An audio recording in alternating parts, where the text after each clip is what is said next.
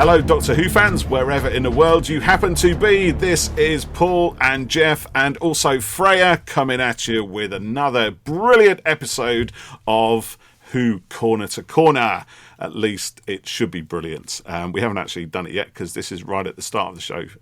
So I might edit that in some way. What do you think, Geoff? Is it going to be brilliant or what? Yeah, of course it will be. We're talking about Doctor Who. How can it not be brilliant? What do you think, Freya? No. Oh, just a teenager to put a dampener on things. Eh? What's that all about? So why is it going to be brilliant? Well, we are talking about Jodie Whittaker's first episode of Doctor Who, which is entitled The Woman Who Fell to Earth.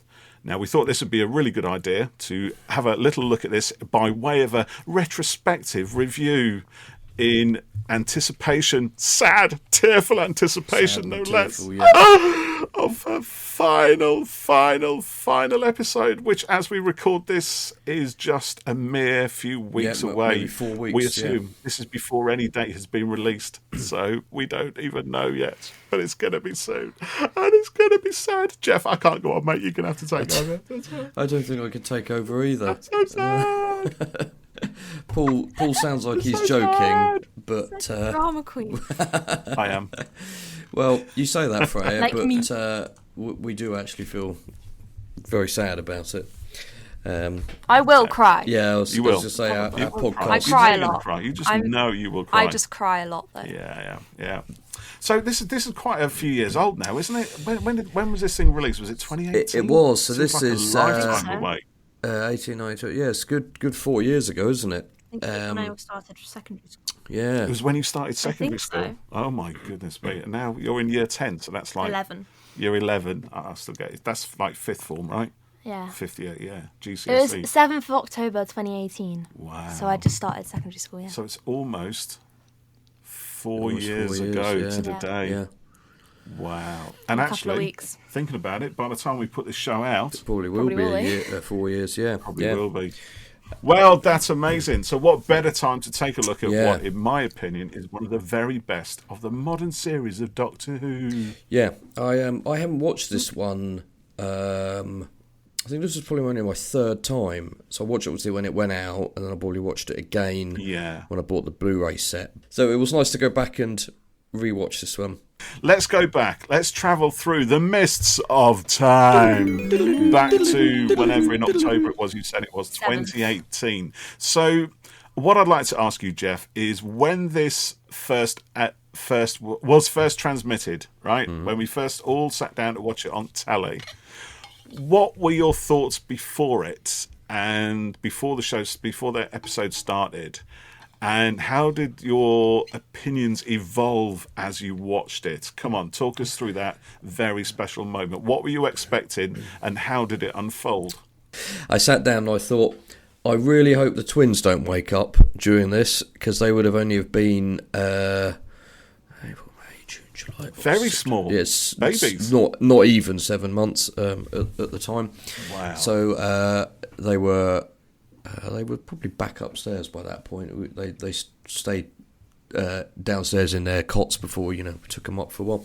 Anyway, so I thought, well, hopefully they won't wake up and disturb it. But I was really excited. I mean, it's always exciting, with a doctor, a new Doctor's first episode. But there was just something, really, really exciting about this. From Jodie's reveal video, and then when her first costume picture came out, and there was a lot of hype about it. And I I had a good feeling for it, and I felt that that this is something new and different for the show.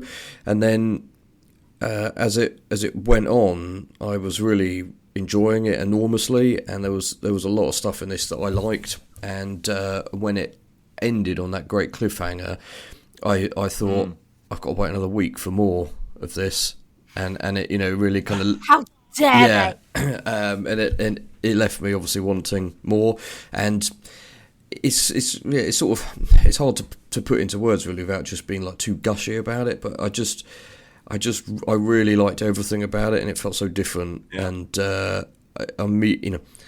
I've always liked the Doctors in their first episode and onwards, but there was just something about the way Jodie played it, and rewatching it again, I saw all these little moments, and I've made notes and stuff about various things. But I thought, okay, yeah, we've got something special here, more so than normal.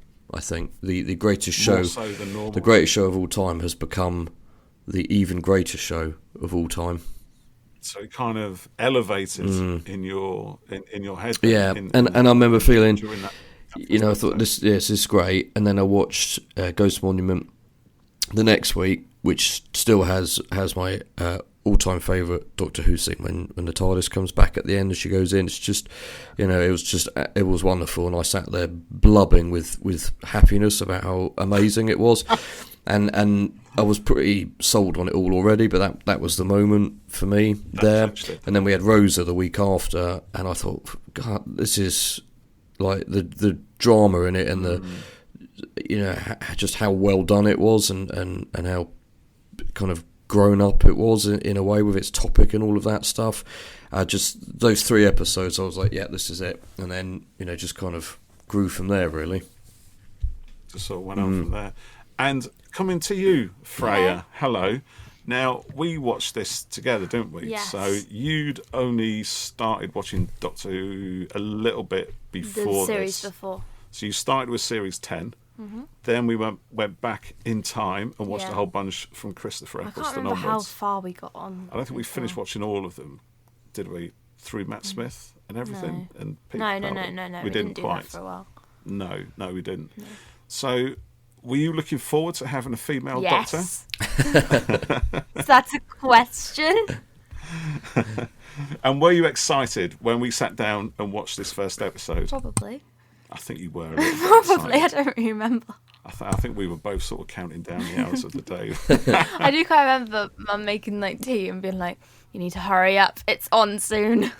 We were eating tea, weren't we? And we're kind of watching the clock. Yeah. And your mum was We still like, do honestly, you two, we'll stop. And we're like, we've got to I remember finish. I think it thinking, was about 2 hours before the thing started, to be fair. I was thinking, we've got to we have plenty of get time. the twins down, make sure it's safe and they're all okay before attempting to watch. Because I remember not long after Ethan was born, trying to watch Listen with Capaldi, and I watched it across the course of about 2 hours in sort of 2-minute chunks, because I kept having to get up and go and do things and go and see to him and stuff like that. So that's partly why when we do post episode reviews, I don't watch them live normally when they go out, because I want to make sure that the kids are down and everything. So you want that time. Well, that's don't you? it. You Yeah, don't want to be disturbed. Yeah, exactly. It's very rare when that happens when you got small children. So it's good that you two watch it together, and that Freya is aware that she needs somewhere to live, so she'll participate in the viewing of Doctor Who. It was quite something, because you had you stuck a poster up in your bedroom, didn't you? Which one is it, Which Freya? is still there. No, it's changed. We're on the reverse side of it now, aren't we? No, there's been 2. It has changed. You're right. Yes. Which one is it? There has been 2. Because the first one was like the one on your mug that you got there, the what picture they call the eye. It was just Jodie and the TARDIS. iconic image they call it. Landscape. Yeah, that one. So that was because that was in a Doctor Who magazine. It was. And you didn't have any room in here, No. so I put it in my bedroom. You did. You stole it from me, didn't you? I did do that. Just like and I stole another one. Yeah, and you stole And the another little one. Jodie Whittaker figure. You didn't as well. want it. You didn't want it. I sent that to It's you. on my shelf. Well, I'm glad it found a home, Freya. I sent Paul a little goodie bag of stuff, didn't I? You did. Yeah. Thanks, mate. I appreciate that. Yeah, it was very good of you. Yeah. It was awesome. So, okay, so this to me felt like it was we'd kind of returned to the idea of Doctor Who being landmark TV. It hadn't been on since what was the one before it? Twice Upon a Time, wasn't it? Yeah. Which was Capaldi Peter Capaldi and David Bradley, Bradley, playing the first Doctor. And we enjoyed that, didn't we? That was a Yeah, it was a good. Christmas Yeah, episode. it was Isn't that all good what fun. happened? It had a special appearance by my beloved, didn't it? And It did. Clara came back. It did indeed. Oh, And sorry, then we're right at talking, the end of aren't it, we? we got a few Jeff is going into a moment there, thinking about Clara again. Come on, with it, the present. Insert romantic So we've moved music. on from Clara and Bill and Nardo, and all of that is now just completely gone, isn't it? Because now we've got a whole bunch of new companions, and we actually start this show. There's no opening titles. We all sat down to watch it, and what we first saw was, I believe, Ryan speaking on YouTube, telling us about the greatest person that ever lived. And we immediately, I think that's the Doctor. So one of my notes is it's a bit of a trick intro with Ryan, because you think obviously he's talking about the Doctor, and then later you realise why. And the title of this episode works obviously on kind of two levels, really. It's about the Doctor, of course, but also Grace, and I think kind of what the way Grace reacts to everything in this is part of what kind of pushes Graham to follow, because he's sort of reluctant and disbelieving, isn't he, to start with? And then there's a bit towards the end, just before she falls, where she says, "Is it wrong that I'm enjoying this?" And he's like, "Yeah, of course." And so with what happens with her, it's kind of the catalyst for him in a way, and I guess Ryan as well. So it is a good kind of trick intro there to make you think he's talking about the Doctor, and it was a nice bit to kind of get to know Ryan quite well. And I thought with this beginning section that it was quite a bold move to start with.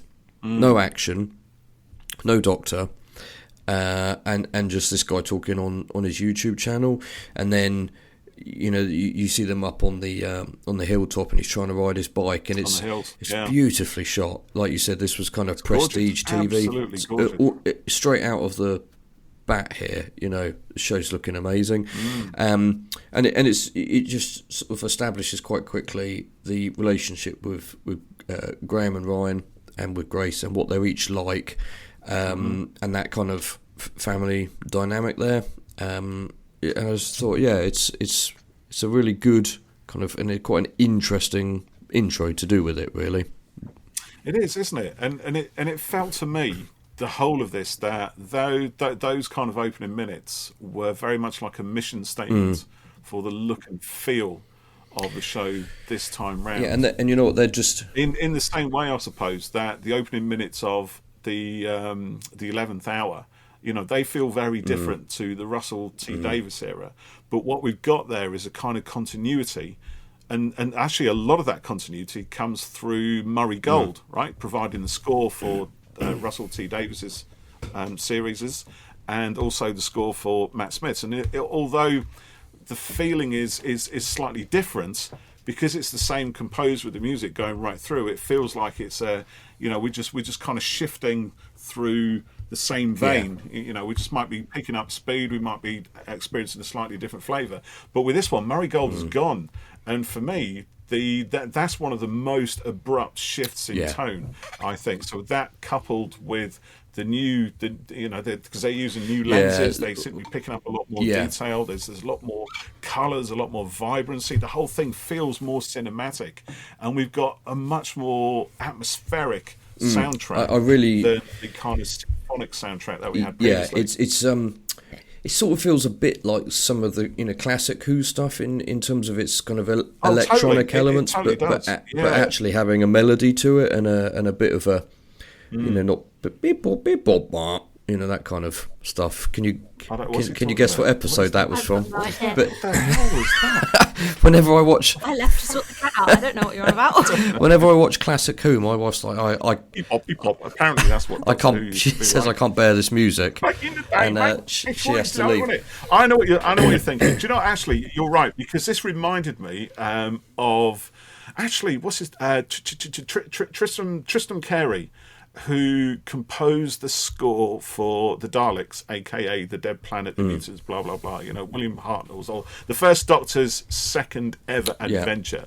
It's really, it's all about the atmosphere. It's all about the soundscape in that serial is as important as anything else. It's as important as the characters. It's as important as the sets and the Daleks and the whole thing. It adds so much to being in an alien place. And actually, I think that's what the soundtrack to this one does. There's a moment in The Woman Who Fell to Earth when we cut to a kind of overview of Sheffield at night, and the van is driving Tim Shaw's capsule down to the warehouse.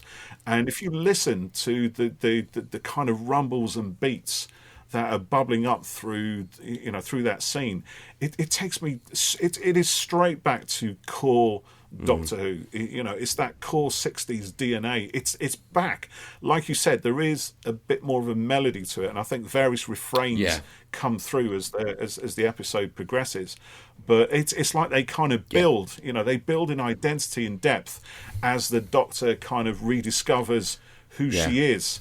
So the soundtrack, becomes more layered, and eventually we get that kind of, build towards the end to that I am the Doctor. Yeah, and the strings come in on that, for her theme. And also must make a special note for the bit when Jodie's just dropped through the train and she stands up and it goes boom, boom, boom, boom, boom, boom, boom, boom, boom, Yeah. And it's a bit like when Capaldi played the Clara theme when he's in the diner, and it's a little bit kind of, fourth wall breaking meta sort of thing, to have the. It's also, because you never get the Doctor Who theme in the show, but I couldn't care less because it was so cool. Such a good moment. Yes, you're right. I didn't dislike Capaldi Capaldi playing the Clara theme because that's such a beautiful melody. But obviously, there's no way he could know it. If you see what I mean. But it doesn't matter. It doesn't matter. It's fine. No, exactly. I tell you what, it reminded, because you're right actually, but that's as close as we get to an opening theme tune in this, isn't it? It's almost like there's nowhere. Because I must admit, it's one thing I'm quite disappointed by this episode. I was initially, is the fact that I was kind of expecting to have an opening few minutes, pre-credits sequence, and then for it to kind of burst in with new titles and new music. And I'm always sort of looking forward to that moment, and it didn't happen. And the only time we really hear the music, yes, there's that bit when she falls through the train and lifts up, and that could have. They could have crashed the titles in there, but it would have disrupted the whole flow of that sequence, right? So you can't put it there. And when we actually get it is right at the end, but it's the end of credits, right? So we don't really get a feel for that brilliant opening. That's the only thing that I don't really like about this episode. That's interesting. To be honest, the fact everything else is so brilliant, I can forgive it, And it's only just thinking about that very first time that I saw it that I was so looking forward to seeing new titles, new music, and everything else. And it almost kind of felt like I was a little bit robbed of it, and I didn't get it to the end. And of course, like I said, all you see at the end is it's just the background, isn't it? The wash of the background, the titles, and you hear a slightly different arrangement of the music, which isn't quite as dynamic, especially when it sort of interspersed with the names of who's coming up next. But in retrospect, watching it again now, I can get past I remember because I know what they look like. I remember thinking it was quite a big move, really, to not have it, and to think, oh, well, I've still got that to come next week. What's it going to be like? Yeah. and then also to not see the new TARDIS. Fair play to Chibs for doing something like that, and also to take the TARDIS out of it in the first episode and hold back that reveal as well to the end of the next episode. I mean, he's a madman. Yeah. He's brilliant. But it's like it's almost like. I was just going to say, when you go and see a film, and you don't always get a title card on them, it comes at the end sometimes these days, if at all. And I always find that quite surprising when you don't get that great big build up on it. I think you don't get it necessarily on every Marvel film, I don't think, and certainly Avatar doesn't have it. No, sometimes they just start. They do, and they just kind of kick off. I think was Rogue One a bit like that? So does Rogue One Rogue One doesn't have big fat Star Wars? Does it not? No. That just kind of kicks in. Because it's the start of everything, really. Yeah. And it is quite a brave thing, especially when something like that, which is like Doctor Who, which is such an institution, it's almost like there are expectations of a step-by-step introduction to a quite new Doctor. a few series though, they don't have an intro in the first episode. Yeah. They wait for it for the second, sometimes even third. I think you're right. Intro.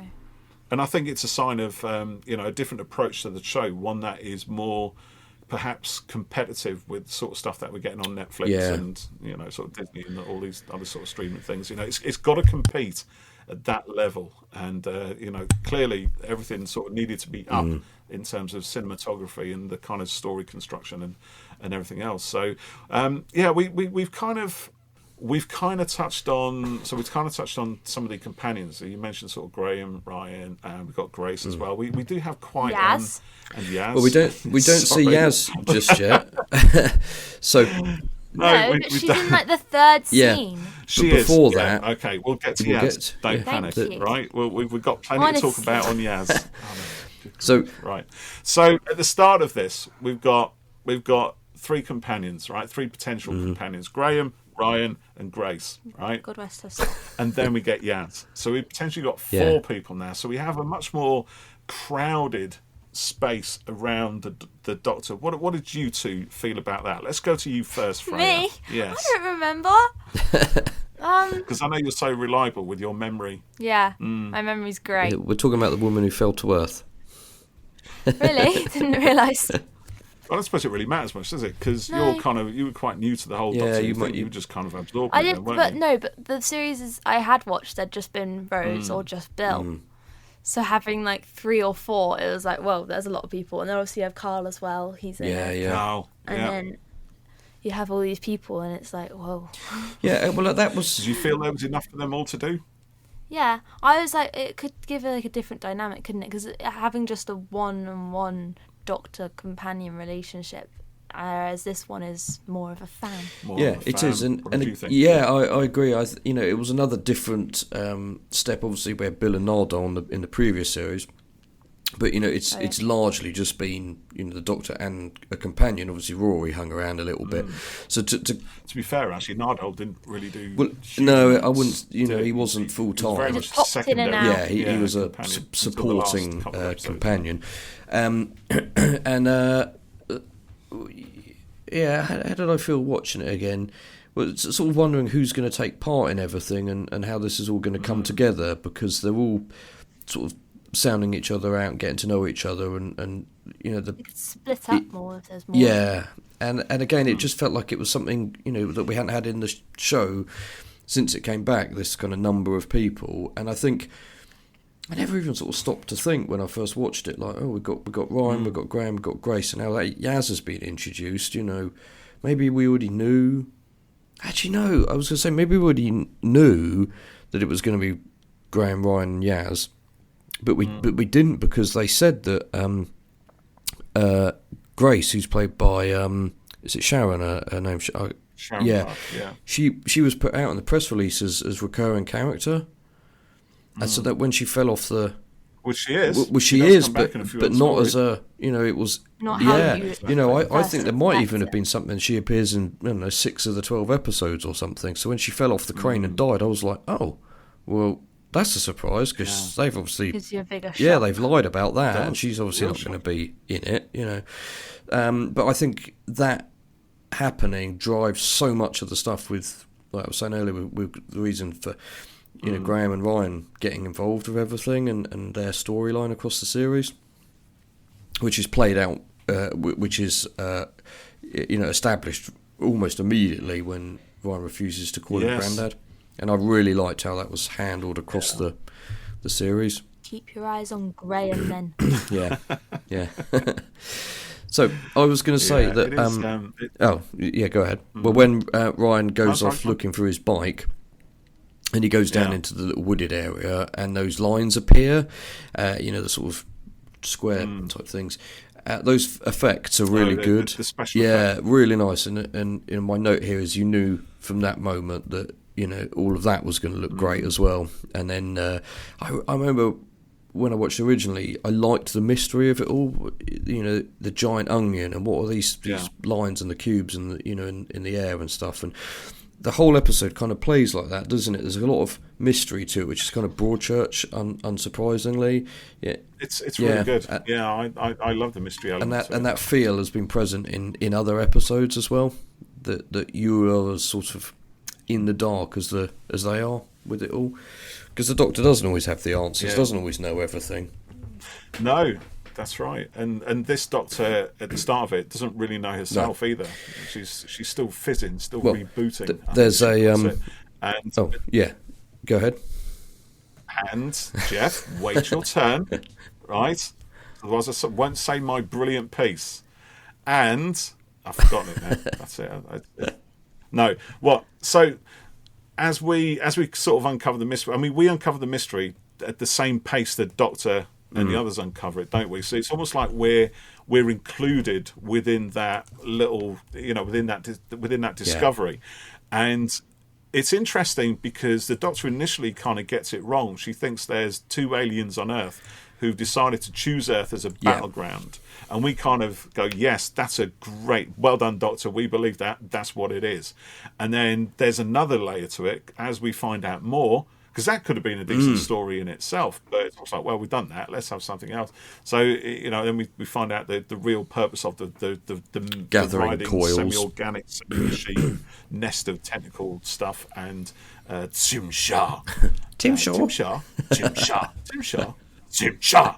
It's a great moment. Yeah, I loved it. Yeah. So it's nice, and it's a story that kind of moves very quickly. It moves from one post to another, and then to another, and then to another, but all the while revealing slightly more about the bigger story, the bigger picture, and that is one of Chris Chibnall's biggest strengths. Like you said, you mentioned Broadchurch. That's exactly what Broadchurch does. We think something's going on, but then we see a little bit more of the picture. The characters discover something else. Again, we're all part of that journey. We unravel it. We discover the clues as the main characters discover the clues. And bringing that sort of aesthetic into Doctor Who is a really natural fit. And for that to happen, really, you need more than one person, within the ensemble, finding those clues and driving things and making it happen. The Doctor is the person who energizes everything, so she's still front and center of everything, but she's kind of empowering the others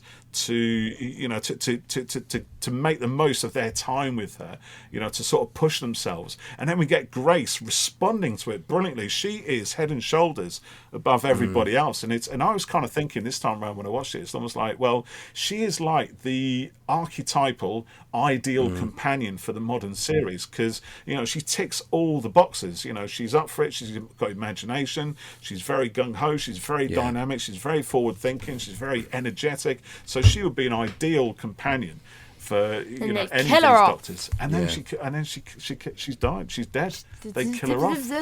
So that in itself is as brave a move, I think, as much as any of the other stuff we talked about.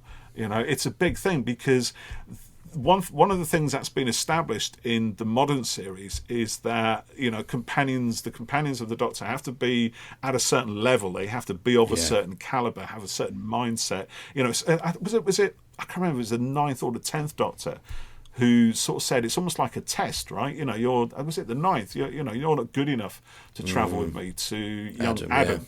And he wasn't. But sometimes companions are sort of thrown together. Not through being tested in any way, and it never sat well with me, the idea that if you wanted to be a companion of the Doctor, you'd have to undergo some sort of a test. You'd have to prove yourself, prove your worth, your mettle or something. I never, it's almost saying like, well, you've got to be special, right? You've got to be something different in a way. And whilst that's nice on some level, because we'd all like to think we're, somehow different and unique and special, like Carl, I am special. He's got to be told that he's special. But, for most of us, it's like we don't always feel special. And there's a danger, I think, that if you've got somebody who would love to be, sort of wish fulfillment, love to be a companion of the Doctor, but they've got to feel, they've got to pass a test right, there's always a chance that that person won't ever feel worthy of themselves just watching the program, because I will never be a companion of the Doctor. You know, it could never happen. If the Doctor was real, I could never travel in that TARDIS. And obviously a big part of Doctor Who's appeal is that kind of fantasy, that wish fulfillment. If I could go anywhere in space and time, but to feel that you're not worthy of it. So this is what's quite good, I think. I love this part where, and it sounds awful, but you know, the fact Grace is killed towards the end of the episodes, on the one hand it's a really shocking moment because it's a proper death. You know, it's not a glorified death or anything like that. It's not it is a kind of a self-sacrifice, but it's one that needn't have happened. She didn't need to go up there. So, and she was warned against it. So it's a very tragic death in every sense of the word, and it also has that added dimension of killing off the one person who would have been a, quotation, natural companion for the Doctor. And of course at the end of it we have three people who aren't invited to go with the Doctor as such, you know, had a great time. They said bye. But she says I'll almost miss you, didn't she? And they don't want to be companions either. At least no, I think Yaz is probably the only one who would be up for it. You know, and the other two. She wants more challenge. Well, she never expressed no, it. She doesn't. doesn't. You know, she says she wants more, and that's why she became a police officer. But it's almost like, you know, in one hand, actually, she sounds like the most confident of those that are left. So Graham, Ryan, and she seems the most forward-thinking and more confident, and the one who believes in herself more. But she's not quite there. No, and as we find out later, you're right. She you know, it's like she puts the front false of it. confidence. Yes, it's a false confidence. Well done, Freya. That's interesting. The stuff you've said there, you know, about Grace being a kind of the typical type of companion, because I think one of the other strengths of this era, and we've talked about this before, is how human and normal and relatable the others are. So I think again that's quite a nice little play there to take out the kind of, you know, standard companion type, and you know, we've take them out, Geoff, off the board. That's, you know, that's what we've done. We just take her out. So you know, because you know, you kind of think, oh yeah, Grace, you know, I can see her fitting in, and then she's gone, and you've got these people who've got, you know, they're not as confident as you think they are, like you said, Freya, and they've all got issues, exactly, haven't they? and I think that's Graham and Ryan have all got their really issues. relatable, and you know, they are just they're just like us. You know, the companion has always been the audience's you know, way into the show and the world. Exactly, yeah, and I think that's what's restored here with that, you know, so that just like us, they're not particularly special. They are special because we're all special in our own unique ways, but we're not like super godhood. No. You know, we're not the most important woman in the universe, or we're not bad wolves or anything like that. You know, like you said, you know, Graham, Ryan, Yaz, and Grace, they're all very human, very relatable characters. You know, Ryan hasn't got any self-belief. He uses his dyspraxia as an excuse, really, to say that you can't do it. I can't ride a bike. I'll never be able to do it because I've got dyspraxia, and that's it. You know, and he does a job that he doesn't like. You know, doesn't really. You know, he doesn't understand his own self-worth. And I love this fact that, you know, while all this is going on, we've got Carl, you know, who has to gain self-worth from listening to a tape, to take it in subliminally, you know, one of those sort of self-help kind of guides.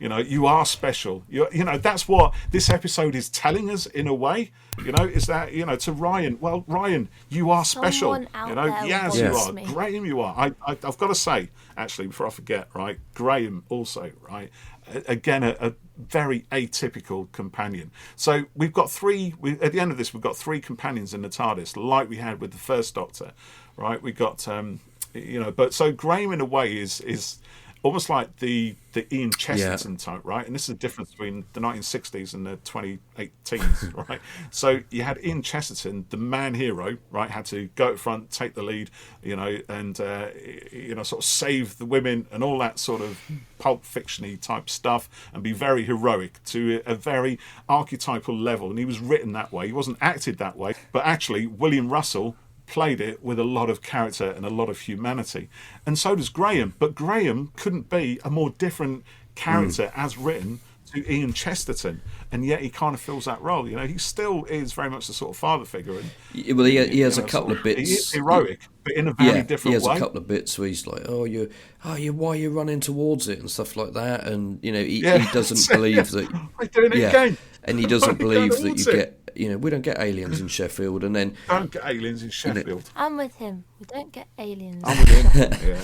and then at the end of his time, he says to the doc, "Oh yeah, I was wrong about there not being aliens in Sheffield or something," doesn't he? All that time later, it gets kind of called back to, and there's also the bit where he does his yippee ki-yay line, as well, and so like you say, he's a sort of fatherly figure in a way, but he's not a sort of actiony type, part, but he kind of he gets more into the adventure. He does. Though, in a way. But in a believable way. Yes. They like you were saying about the self-belief stuff earlier. They all do lack self-belief though. They do, because obviously Graham doesn't think he's worthy of grace, for example. He says at the funeral, doesn't he? And he also doesn't think. In the funeral bit, he's just like, I shouldn't be standing here. Yeah. She shouldn't have been the one who died. I should have died. So there's that thing. You get a little insight into almost guilt that she died before him when he was almost like supposed to, even though he didn't. He wasn't supposed to. That's just how he views it, and the guilt, and so that makes him lack. It is. It's like I think it is survivor's guilt. That's kind of what he's suffering on. And on top of the grief, the grief he says has got to take time. He doesn't want to do it alone, and all that guilt is kind of with him, and it plays out throughout the whole of that series 11, doesn't it? That if there's an arc to be had throughout that series, that's it. It's that exploration of grief, and the aftermath. And it's like of Ryan's acceptance of Graham as almost like as a granddad, father, whatever, and also acceptance of his own dad as well, because his own dad isn't even here at his mum's funeral. So there's obviously something there. And she's his mum, and he's not even there for it. So it's so there's a lot of stuff going on, but it's not the kind of heightened melodrama of the usual archetypes of fantasy and science fiction. It's much more real, much more grounded, much more human than anything I think we've had since the show came back. Oh, easily. That in itself is quite something to get used to, I think. And it's very different, and you can see why. For some people it didn't click because it's not what we've had, and it is quite different. Everything has changed in a lot of ways. It could almost be a different show, because it sounds different, it looks different, the components of it are different. Some of them are even missing, like you said. The TARDIS isn't there. We haven't had the opening theme tune. Murray Gold's presence is suddenly lacking. We've gone from these very recognisable, very melodic themes to something which is much more abstract and more initially about setting the mood and the tone of the scene than about telling us what we need to feel, whether we need to jump out of our chair and feel joyous or crash on the floor into a mattress and feel sad and start sobbing. The music doesn't give us those easy clues. It doesn't. And you said earlier, actually, that in the Moffat years, with Murray Gold still on board, it was sort of an evolution really from the RTD years, and it wasn't a million miles apart from it, and I suppose you could look at it like RTD was like version 1 of Doctor Who, and then Moffat stuff was version 2, but this is like version 1.2. Or that. I was thinking of garbage albums, version 2, and this would be like. I know what you mean. I'm just being version cheeky. 10. Do you know what I mean? It's so different, and like you said, it is almost like a different show, and it's a whole new. It really system. Is, and you can see. And it's one that is at its core closer to what it was originally. 100%. Exactly. Yeah.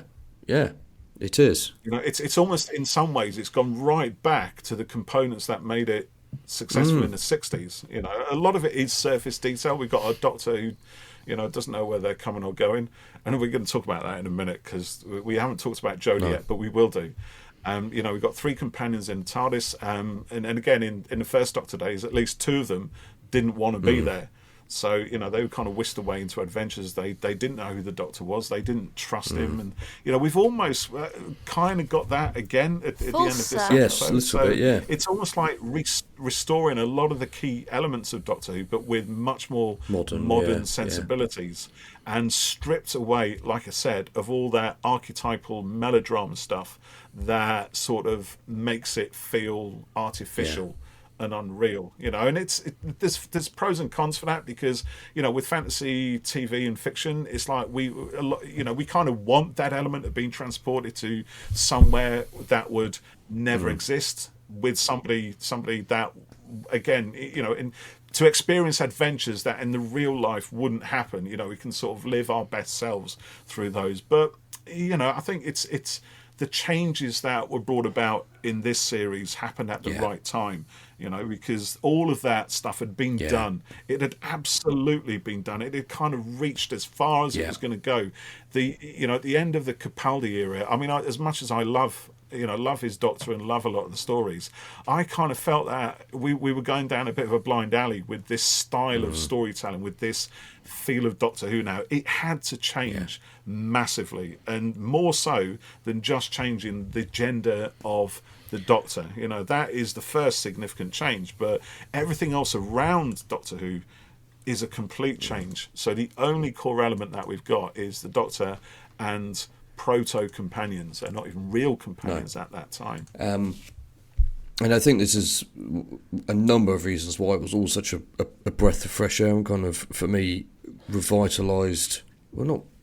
it did revitalise my love for it in a way, and I love the show more now than I ever did before. And I think you're right. It was just sort of...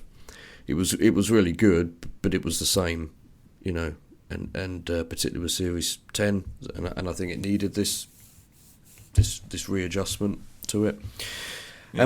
So let's talk about Jodie. Let's talk about Jodie. So okay. I made a note here that when she encounters the tentacle thing, the gathering coil on the train, she says it doesn't like questions, more the private type. I get that, and I thought, I don't know whether it was planned or not, but there does seem to be quite a lot of, subtle stuff throughout the whole run. But I thought it's a bit like her with the Timeless Child stuff, and how she doesn't tell Yaz about it all, and keeps it to herself, doesn't she? There's a lot of secrecy. Yeah. Both inside and outside the fiction. Yeah, and I quite like that she was excited about being a woman. She said half an hour ago I was a, white-haired Scotsman, and she, am I a woman? And she does it say me? Yeah. Why do you keep calling me madam? Yeah. Stop there, madam, please. I need to take something. I can't remember. I need to take some details. Yeah. Why are you calling me madam? Because you're a woman. Am I? Yeah. Does it suit me? Oh yeah, I remember now. Sorry, half an hour ago I was a white-haired Scotsman. Set her off, she'll quote the whole blooming episode. I will not quote it all. Just Jodie's face. We were sat there watching it the other day, and she's talking. She's talking over the lines. I was not talking. I was mouthing. Yeah, that's good though. Some of them were actually making words. Shows how much you like it. I love the bit when they get in Yaz's police car, and the Doctor says, "Can we have the lights and sirens on?" Have the lights and sirens on? No! It's the way she says it as well, and the look. It's like it's delivered with absolute seriousness. Can we have the lights and sirens on? But that underneath she really wants that on because it's fun, Yeah. So, I also like the bit when she's got her finger up her nose and she's saying, "I'm going to fall over in 2 minutes 19 seconds." No, forget the 2. 2 minutes, just 19 seconds. And then she does it a bit. Oh, this newness is so unreliable. And then later she says something like, "I just need 9 minutes for this." She was quite specific, and so all of that, fizzing and rebooting and not knowing who she is yet, but there's something she was still like external stuff that she was still sure of. And I made another note here that was the Doctor isn't who she is yet, which I felt kind of ties into more Timeless Child stuff and kind of discovering herself. So at the beginning here, she literally says, "I don't know who I am yet. I need to just work myself out." And I think that's been a big part of her whole journey, isn't it? It's working out who she is as the Doctor, but dealing with all this. She's very honest about that element of it. I think because we sort of learn about for the first time really what it feels like to regenerate. I think actually the 10th Doctor, a good description of it. Yeah. He wasn't looking forward to it, was he? She says it's echoes of who I was and a call to who I am. That's how she describes it. That's right. Right now, I'm a stranger to myself. There's echoes of who I was and a sort of call towards who I am. And I have to hold my nerve and trust all these new instincts, shape myself towards them. I'll be fine. That's it. She has to choose, I think. Hopefully. choose to be the kind of doctor that she wants to be, and I think there's a big aspect of taking the be kind thing from 12 and going with that. So she and also it kind of makes it something that we could all kind of be inspired by, because actually those words, we can apply them to ourselves as easily as the doctor can apply them to herself. We can all we're all figuring ourselves out. We're all going through a sort of state of flux from day to day. We're all trying to figure it. We're all getting these calls from our childhood. Of the person we used to be. And it's down to us to kind of be the best that we can be, to decide that we're going to behave in a certain way, to act towards our friends or just people we encounter. You decide how you're going to manage that encounter in the shop when somebody tells you can't have that thing, or you can't have your money back, or you've got to pay for the thing that you broke, or something, or whatever it is. You can either fight someone, you can run away, or you can be their friend. Whatever choice you take is entirely down to you.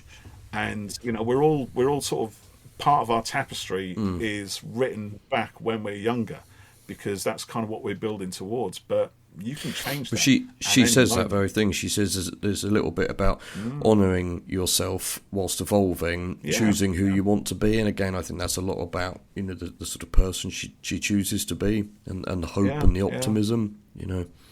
So I and when you think about Ryan as well specifically, I mean, I think knowing what we know now actually about Ryan and Graham and Yaz. Right, so we know a lot more about their histories. I think at this point, the only person we sort of really knew to any sort of degree was really Ryan. We knew that he had dyspraxia. We knew that he gave up with things easily. We knew that actually there's a sort of childlike sense of wonder about him, which might be his sort of saving grace in a way. But he has to sort of choose who he's going to be that moment. Is he going to let his disability stop him? Is he always going to use it as an excuse for not being able to do a thing? And he's thrown into situations where he has to climb a flipping crane, right? Hundreds of feet high or whatever it is. He's got to go up there, and he's got to push himself to do it, and there's no way back. Once he's up that ladder, he's committed. He's got to make it work, and he does it. And I think, then he starts to realise that, he can be better than he is. He can achieve something. And then, of course, right at the end of it, his nan dies. But it's awful in a way, really, how these things can somehow inspire us, and we can just start to find our feet when something horrific happens. Well, he that's kind of life. He has a line earlier where he's talking to Yaz, and he says, you've made something for yourself, and he says, I'm just working in a warehouse at the moment, which comes into play again in Kablam. But he says, I'm going to do, or I am doing my NVQ to be a mechanic.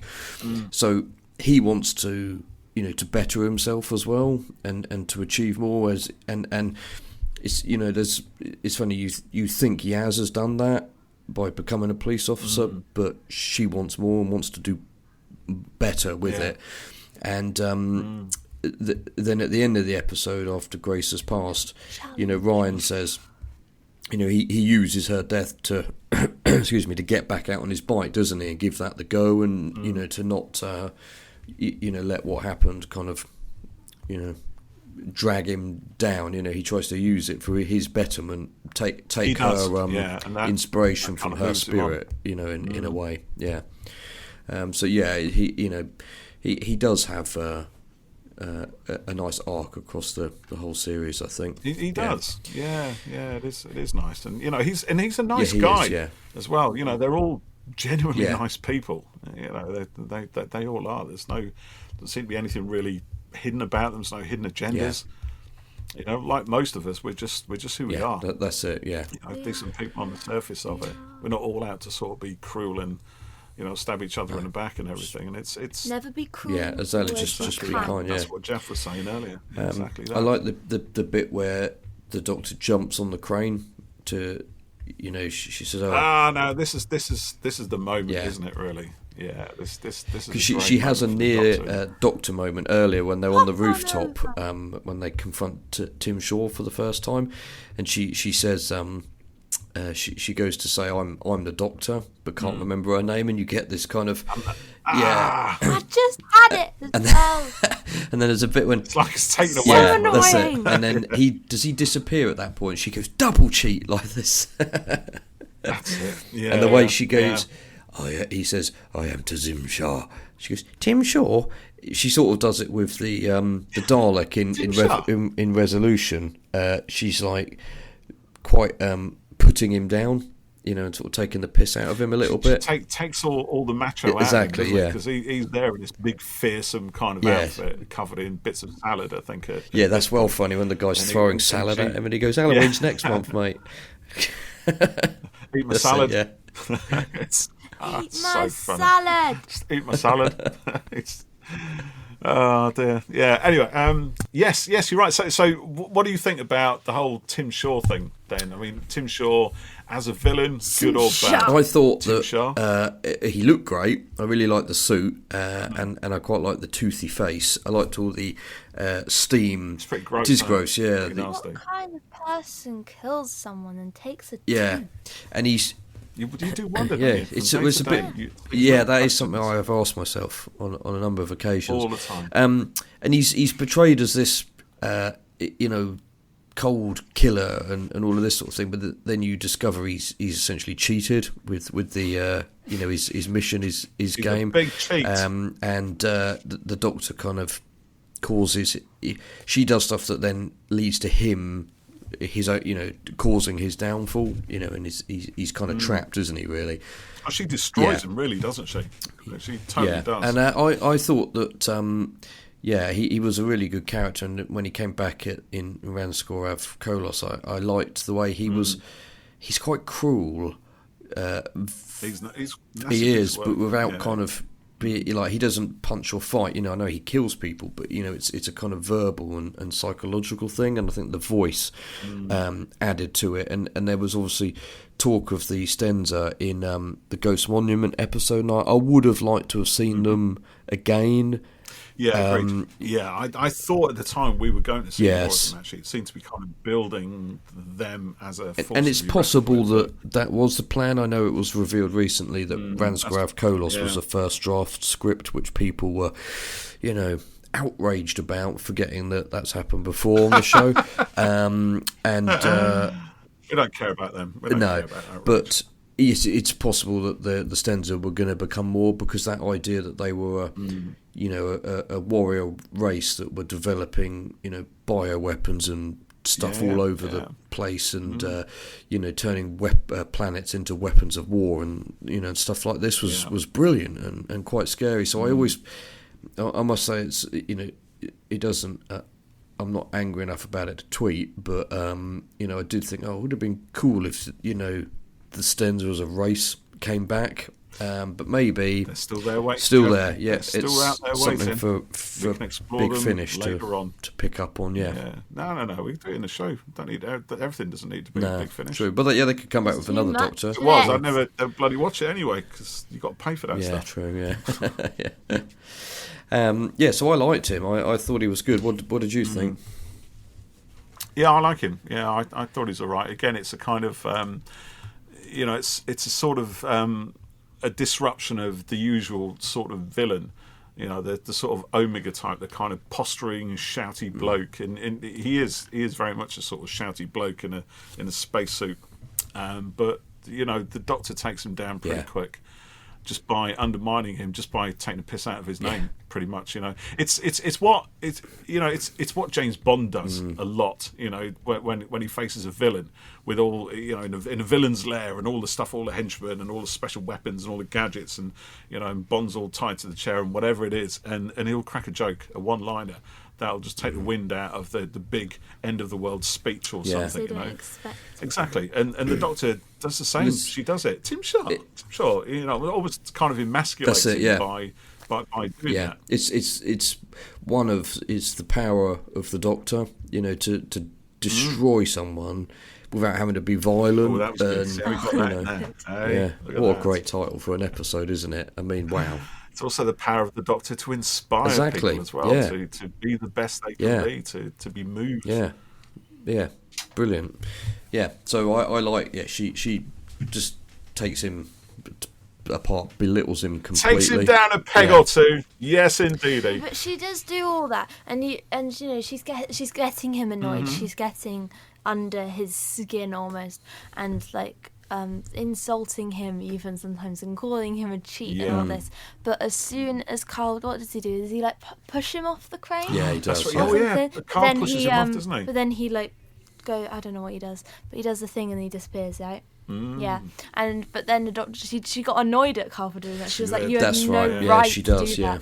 But then it's always like, "But you were having a go at him," but she never wanted resort to violence. She always just. Well, Tim Shaw was beat by then anyway, wasn't he? She'd he already was cornered, him. wasn't he? There was no necessity of pushing him off the crane. That was a cruel act. Yeah, yeah, that's it. It was. She'd outsmarted him without needing to be, violent towards him, and then he's pushed him. You get that natural sense as a doctor, because the doctor doesn't like guns or anything like that. And then is it in the Ghost Monument that Ryan gets a gun? Yeah. Very next episode, Ryan gets a gun and goes for quality. And then because that's what I'm talking about. The doctor uses bomb type things in Ranskorav Kolos, and I've seen that used against her.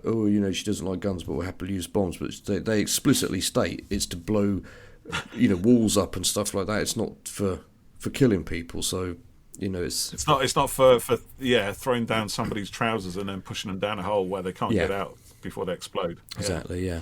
Yes, this is very true. But we don't care about those. No, people. But I'm just saying that there is. It's still not being used in a violent way, No, it's not. No, you're right. You're quite right. Yes, which is pure Doctor Who, my friend. Exactly, yeah. That's what it's all about, and it is no purer form. It sort of feels, in a way, like all of this series sort of feels like it's stripped back, and the character of the Doctor herself is sort of stripped back, because when she introduces herself, in a funeral, in a way, she says that we get a little bit about her family. But there's no sense of the legend, the mythology that's kind of been established in the Russell T Davies and Moffat years. That's all gone. The Doctor is just a traveller, and she wants some friends. I think there's not even any real mention of any of the old stuff until Sungara Conundrum. I don't know if I pronounced that right there, but the ladies. And granted, the mythology in this era does creep back up. It does, which was probably inevitable, but but at this moment in this episode, it's not relevant, and also it's quite the mythology is it's not connected to the old stuff particularly. It's its own stuff. No, that's right. Yeah. What did you think of her costume reveal in this one? I thought it was great, actually. The charity shop. It's perfect, I love that. Isn't it? Yeah, really. Yeah. What do you think? Yeah. You like it? Yeah. Freya's gone all quiet and gushing, actually. She really likes that. But I've said actually, I know Freya will hopefully agree with me here. But I said this before. The costume is just from that first picture that came out, the one that you've got on your mug there, Freya. She just looks so cool, and Ray Holman just did a great job. Everything about the coat, the colour of it, the hood, the t-shirt, the rainbow, the short, the whatever the colours of the elements. Even when you ask, like in interviews, when Jodie's been like asked about her costume, you can tell she herself had a lot of thought into it, and they all thought about it together and what it would mean down to everything, and yes, it's beautiful. And the earrings. Yeah, and there's the hands. Hands are part of the earring as well, aren't they? Which represent her and humanity, I think, and stuff like that. Yeah, that's just brilliant. Yeah. It is brilliant. It's it's considered but feels accidental, but feels right in a way. And she's just in the changing room, just chucking out clothes. No, because the Doctor needs to wear something that feels like them, because in each different regeneration, they become a different person, and the clothes do really signify that. It's actually going to be quite hard, I think, seeing whoever's next in that outfit. I said that. You did say that. She did say that. I can vouch for this. Yeah. Yes, it is true. Whoever it is. It is going to be tough, isn't it? it's kind of nice going back to Jodie's very first episode just to kind of see how all of that began, and sort of look at the things She's that wearing kind like Peter of Capaldi's outfit the entire time. At the time that was, and it's all like it's got burn marks in it. It's knackered, isn't it? Because what he went through in his last 3 episodes, and then the was TARDIS pretty exploded. epic. So. And she must have been wearing that for a few days. Because that funeral the seems to happen really quickly. Because the funeral's a few days after. Must be. And she's still wearing it. Yaz says... Then Yaz like, you really need to get out of those clothes. She really... Now there's the thing, you really need to get out of those clothes. Steady on, Yaz.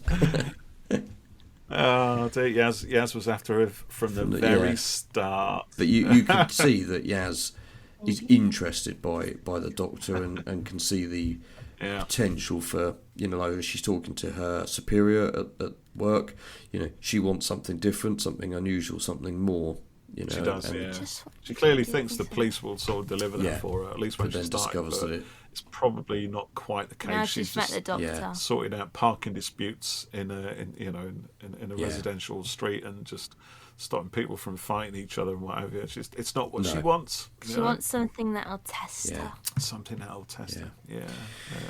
And boy, those tests are coming. That's for sure. So it was really good going back and watching this. So we've got our plan, haven't we, to rewatch the whole era. Oh, there is one thing actually. It's a shame. I don't know if we said that. Have we said this already? What? It's a shame we don't see more of Ryan's YouTube channel. Yes, I've seen that talked about online before as well. Because I thought it was going to be a thing. But at the end, you see the views going up and up and up. Yeah, So this episode is bookended by his YouTube. But then saying that, it's like, how many of us have a YouTube channel that we set up in great faith? We're going to change the world. We're going to tell the world our message, and then after a couple of aborted attempts, just forgot about it. Yeah, it's something that they could have. At least I am, anyway. They could have made it. It's out there somewhere. You can probably find my YouTube channel and see some rubbish on it. They could have done it as an online extra that accompanied the series, perhaps. Ryan's diary. Related to each episode or something. But I think that it would have been good to see it again. But it's almost like there's no room for it. Well, do you know what? That's basically exactly what I was going to say. Doctor Who each series only has a certain number of episodes, and by and large, it's a Alien of the Week adventure type of thing. It's not. It's not a soap or kitchen sink drama or anything like that. I'm not. I want to know the characters, but I don't need to see Ryan recording his YouTube video every week. You don't need to live in their pockets, do you? And there's not time for it. And we see Ryan's YouTube. That's great. That gives me something to know about him as a character. Kind of that's enough. I don't need it every week just to go, oh yeah, he does YouTube videos. I don't need that. And then if we start getting into all of that, oh god, well we said this about this person, so we'll have to show this in this episode, we have to show this, but then you start getting away from a bit of a drag on the continuity, doesn't it? Or the continuity becomes and you lose sight of what the show's meant to be.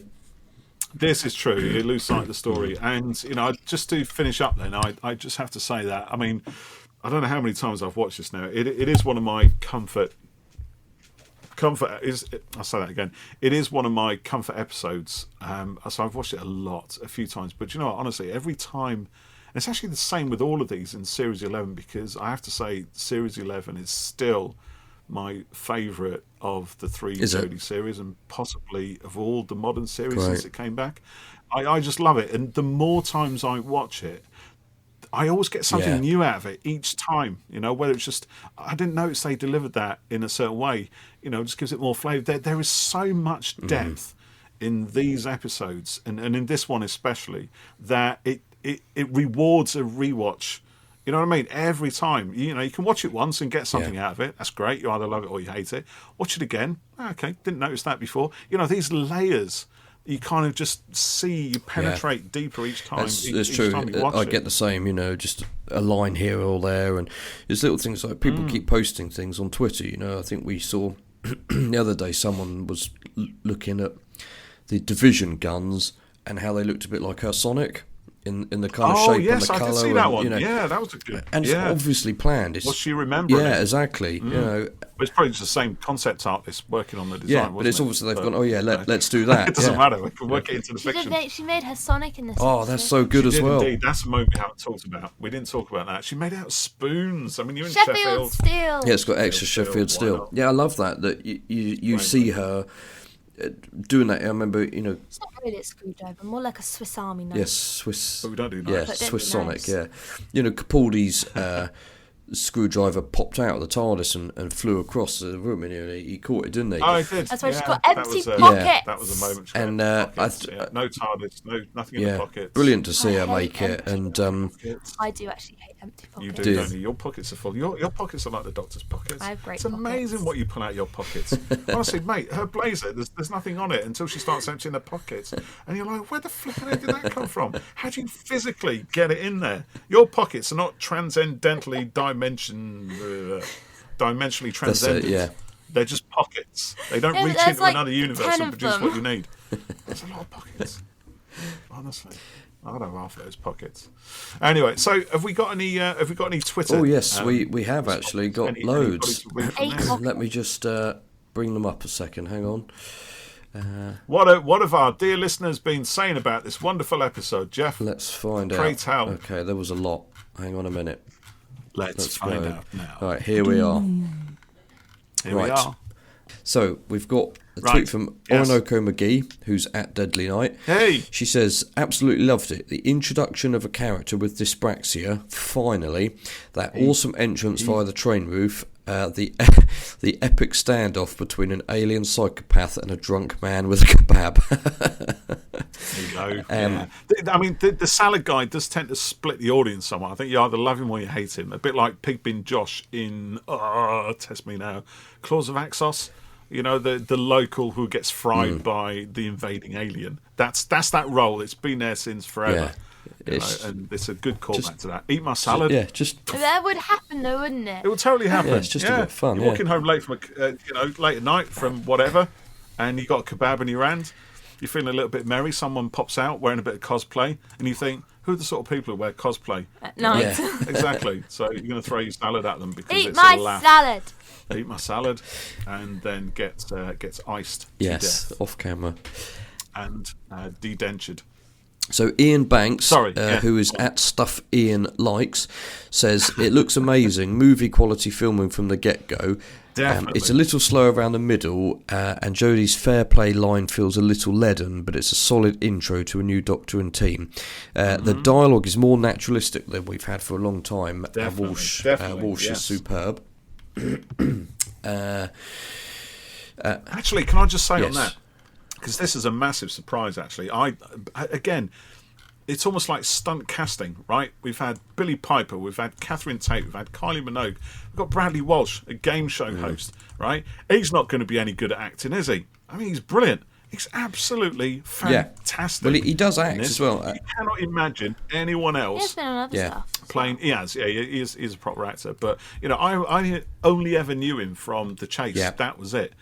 You know, and that's nothing at all. It's just a game show, really. It's a good one, and he's good in it. But you know, suddenly acting in Doctor Who. I remember when he was announced, thinking, "Oh dear, I'm not sure about that." And I've said this before. I think on the podcast, I was a bit like that with Matt Lucas and with Catherine Tate and with John Bishop and Lucas, of course. You know, so been proven wrong repeatedly. Every time, mate. We're always proven wrong. So I've got another. But it just shows, how dumb you can be. Well, that's it. As a fan. Yeah. You know, come out with an opinion and mistakenly present it as a fact, and actually you're completely wrong because these guys are brilliant. They know what they're doing. So Frisco Kid, who's at 13 Doctor Who stand, says, my favourite DW episode of all. Anyone could jump in and get hooked with this episode, even if they've never seen any Doctor Who previously. I think that's very true. You know, it works as a really good jumping on point. And good point. Actually, I jumped on the series before. Yes, this is the one that sealed the deal for you, isn't it? Yeah.